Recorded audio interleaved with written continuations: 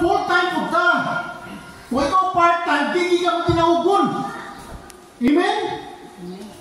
Dapat seryoso ka. Dili, tiyaw-tiyaw, dula-dula, ang papangalan sa Ginoo. Eh, abi mo ko na ito, usahay, ang papangalan sa Ginoo, hayahay. Blessing karon, blessing ugma. Basta haya-haya.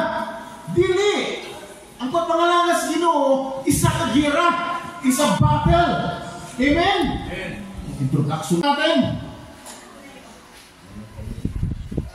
O kailangan natin yung espada. Espada na. The Word of God. Ayaw yun tagay lugar sa Satanas. Pag mumdo na yun, tigbasa na yun. Dungga pa sa pulong sa Ginoo. Layo pa lang gamit. Batuhan at layo yung espada. Kaya imo ng tagay ng lugar, bubaon di kaniya. Batuhan ang pulong sa Ginoo.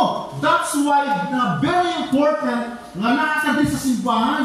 Kaya diri gina-equip kita sa Ginoo. Na maging nanalikap po sa pulong sa Ginoo. Kaya kay Bitos, kaya nga mga pulong mo na itong gamitong bala o kanil ammunition o weapon. Kaya kung wala ka wala saan na itong panglaban kay Satanas. Kaya ang trabaho ni Satanas, niya ito rin to steal, to destroy. Gubaon kita. Kaya kung wala kay pulong sa Ginoo nga panangga sa iya, guba hindi ka itong relasyon sa Ginoo. Kaya dagang plano ang yawa sa tuwa. Kung hindi ka seryoso, ang yawa seryoso sa tuwa.